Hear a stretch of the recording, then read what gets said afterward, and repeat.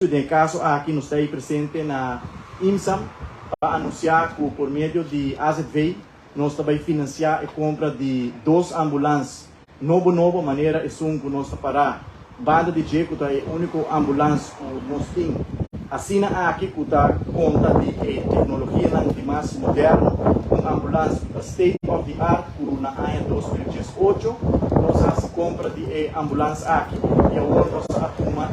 decisão para a compra de 2 ambulâncias, mesmo custo, e se o custo é bom, segundo a planificação, na chega de 3 quartais, a intenção está para reemplaçar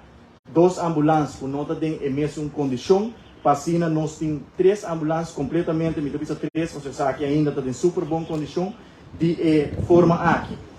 A ambulância aqui está importante diariamente, o personal de ambulância brinda excelente serviço na tua paciente que está tratar diariamente na escapa seguro. Vida de ser humano essa é a tarefa principal, e personal de ambulância é um tipo de ambulância da usar para escapar mais vida de gente possível. Nós está contente com, não obstante, o retorno financeiro, nós logra financiamento para 2 ambulâncias novas, com uma inversão quantiosa que está assim para percorrer a Aruba,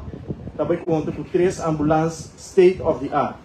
Seguro nós queremos fazer uso de ocasião aqui também para agradecer o personal de IMSAM, agradecer o personal de ambulância, maneira de mencionar que está fazendo excelente trabalho, especialmente em dia de festa, de momento de houve pressão, ribanando trabalho durante os últimos 2 anos aqui.